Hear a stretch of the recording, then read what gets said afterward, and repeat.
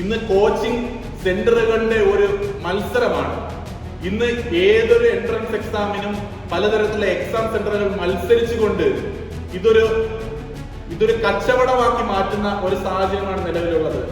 National testing ഏജൻസിയും ഇത്തരത്തിലുള്ള coaching centre ലോബിയുമായുള്ള adjustment നമ്മൾ മുമ്പ് കണ്ടതാണ്.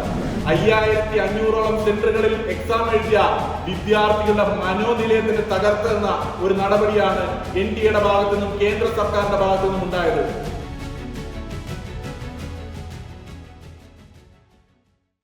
നമസ്കാരം. രാജ്യവ്യാപകമായി ചോദ്യപേപ്പർ ചോർന്നു എന്ന സംശയത്തിനിടെ നീറ്റ് പരീക്ഷ വിദ്യാർത്ഥികൾക്കിടയിൽ വലിയ നീറ്റലായിരിക്കുകയാണ്. 22.79 ലക്ഷം വിദ്യാർത്ഥികളുടെ നെഞ്ചിൽ തീ കോരിയിട്ട് ഈ വർഷത്തെ നീറ്റ് UG പരീക്ഷ ഒടുവിൽ റദ്ദാക്കിയിരിക്കുകയാണ്.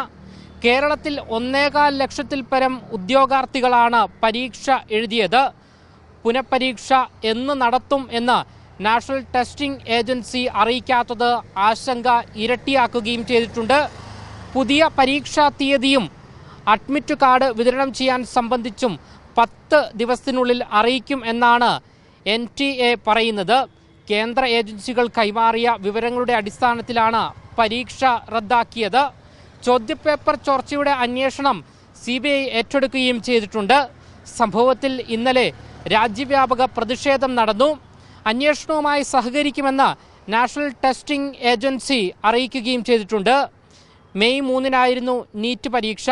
2024 നീറ്റ് UG പരീക്ഷ റദ്ദാക്കി വീണ്ടും നടത്തിയിരുന്നു. പരീക്ഷയുടെ വിശ്വാസ്യതയെയും പരിശുദ്ധിയെയും കളഞ്ഞുകുളിക്കുന്നതിനെ സുപ്രീം കോടതി അന്ന് രൂക്ഷമായി വിമർശിച്ചിരുന്നു.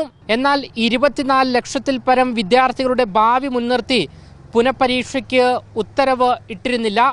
പഴുതടച്ച സംവിധാനത്തിന് നിർദ്ദേശങ്ങൾ നൽകിയിരുന്നു. എന്നിട്ടും ചോദ്യപേപ്പർ ചോർച്ചയിൽ നിന്ന് NTAയും കേന്ദ്ര വിദ്യാഭ്യാസ മന്ത്രാലയവും പാഠം പഠിച്ചില്ല. ഇത്തവണ വിഷയം പരമോന്നത കോടതിക്ക് മുന്നിൽ എത്തും മുൻപ് തന്നെ പരീക്ഷ റദ്ദാക്കുകയും ചെയ്തിരിക്കുകയാണ്.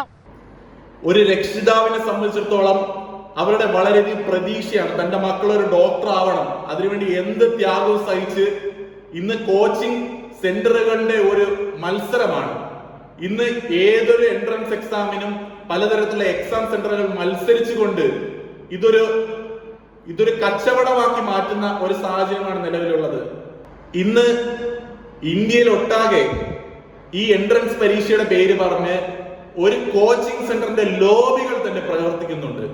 ഇതൊരു സാമ്പത്തിക കച്ചവടമാക്കി മാറ്റിക്കൊണ്ട് ഈ എൻട്രൻസ് പരീക്ഷകളെ അവരുടെ സാമ്പത്തികമായുള്ള നേട്ടത്തിനും നമ്മുടെ സ്ഥാപനങ്ങൾ മികച്ചതാണെന്ന് കാണിച്ചുകൊണ്ട് കോടികൾ മുടക്കിയുള്ള പ്രവർത്തനങ്ങളാണ് ഇന്ന് രാജ്യമൊട്ടാകെ നടത്തിക്കൊണ്ടിരിക്കുന്നത്. ഇതിൽ നിന്ന് വ്യക്തമാണ് ഇതൊരു ബിസിനസ്സാണ്.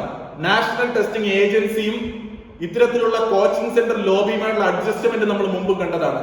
2024 ഇതുപോലെ മഹാരാഷ്ട്രയിലെ ലാത്തൂർ ജില്ലയിലെ കോച്ചിങ് സെന്ററിൽ നടന്ന് നമുക്കറിയാം. അന്ന് മെയിൻ എക്സാമിന് നടക്കേണ്ട ചോദ്യപേപ്പർ എല്ലാം അവിടുത്തെ എക്സാം സെന്ററിലെ മോക്ക് ടെസ്റ്റിൽ അപ്പിയർ ചെയ്തത് രാജ്യത്തിലെ വിദ്യാർത്ഥികളുടെ മനസ്സിൽ അതൊരു വേദനയായി തന്നെ ഉണ്ടായിട്ടുള്ളതാണ്. അത്തരത്തിൽ 2024 വിഷയവുമായി ബന്ധപ്പെട്ട് ഇത്തരത്തിൽ കേന്ദ്ര ഏജൻസികളെ അതെല്ലാം ഏകോപിച്ചുകൊണ്ട് അന്വേഷിക്കുകയും കുറ്റക്കാർക്കെതിരെ നടപടിയെടുക്കുകയും അന്നത്തെ NTAയുടെ നാഷണൽ ടെസ്റ്റിംഗ് ഏജൻസിയുടെ ഡയറക്ടറായിരിക്കുന്ന ജനറൽ സുബോധ് കുമാർ സിംഗിന് അന്ന് രാജിവെച്ച് നാണം കെട്ട് പുറത്തു പോകേണ്ട ഒരു അവസ്ഥയും വന്നിട്ടുണ്ടായിരുന്നു. അത്തരത്തിലുള്ള സമാന സാഹചര്യത്തിലാണ് ഇന്ന് 2026 നീറ്റ് എൻട്രൻസുമായി ബന്ധപ്പെട്ട് വിഷയം മുമ്പോട്ട് പോകുന്നത്. നമ്മുടെ ഭാരതത്തിൽ ഇത്തരത്തിലുള്ള എൻട്രൻസ് പരീക്ഷകൾ നടത്തുന്നത് ഒരു സുതാര്യമായി വിദ്യാർത്ഥികളുടെ നാളെയുടെ ഭാവി വാഗ്ദാനങ്ങളെ കണ്ടെത്തുവാൻ വേണ്ടിയിട്ടുള്ള ഒരു പരീക്ഷണമാണ്.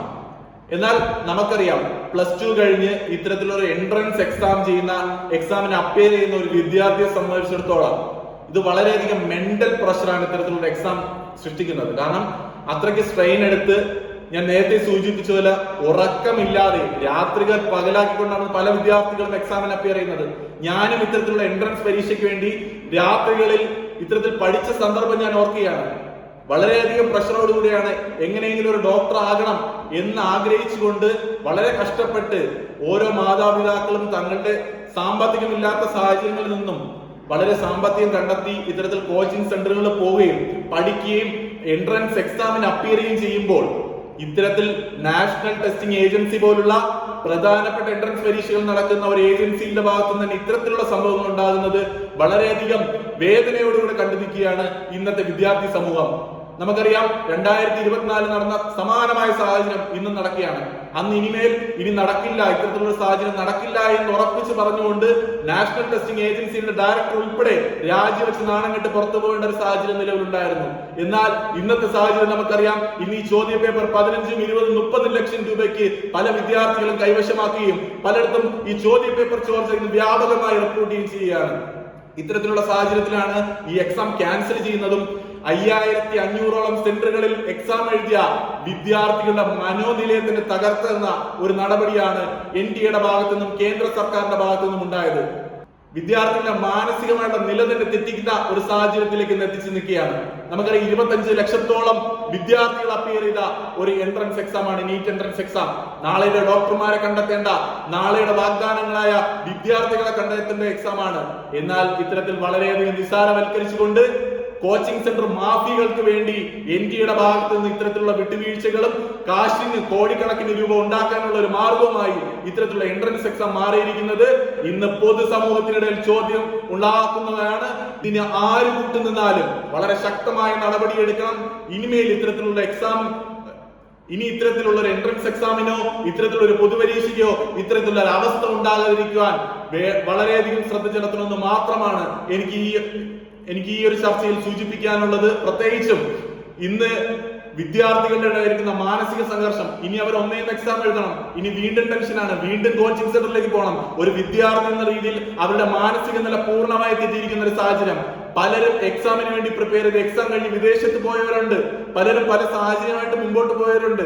അവരിനി ഒന്നേന്ന് പ്രിപ്പയർ ചെയ്ത് വീണ്ടും എക്സാം എഴുതണമെന്ന് പറയുമ്പോൾ ആ വിദ്യാർത്ഥികളുടെ മനോനില തകർക്കുന്നു. രണ്ടാമത് അവരുടെ മാതാപിതാക്കൾ, വളരെ പ്രതീക്ഷയോടുകൂടി എക്സാമിന് കൊണ്ടുപോയ മാതാപിതാക്കൾ, ഒന്നും കൂടെ വീണ്ടും സ്ട്രെയിൻ എടുത്ത് ഇത്തരത്തിലുള്ള സംഘർഷാവസ്ഥയിലൂടെ മുമ്പോട്ട് പോവുകയാണ്. അത്തരത്തിൽ മൊത്തത്തിൽ ഈ രാജ്യത്തെ വിദ്യാർത്ഥികളിൽ ഇനി വരും വർഷങ്ങളിൽ എൻട്രൻസ് എഴുതാൻ പോകുന്ന വിദ്യാർത്ഥികളുടെ മനസ്സിലും ഒരു വിശ്വാസക്കുറവ്, നാഷണൽ ടെസ്റ്റിംഗ് ഏജൻസി പോലുള്ള കേന്ദ്ര സർക്കാർ ഏജൻസികളുടെ ഒരു വിശ്വാസ്യതയെ തന്നെ ചോദ്യം ചെയ്യുന്ന ഒരു സാഹചര്യത്തിലേക്ക് ഇത്തരത്തിൽ എക്സാം മുമ്പോട്ട് പോവുകയാണ്.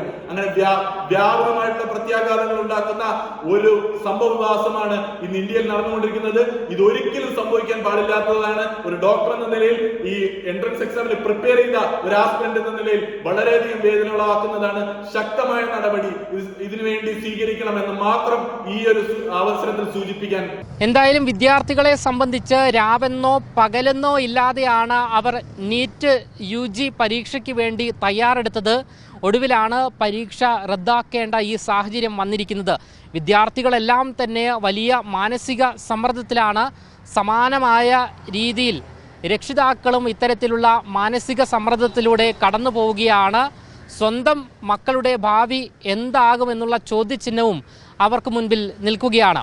ക്യാമറമാൻ ആഷിക്കിനൊപ്പം അമൽ രുദ്ര, മറുനാടൻ മലയാളി, തിരുവനന്തപുരം.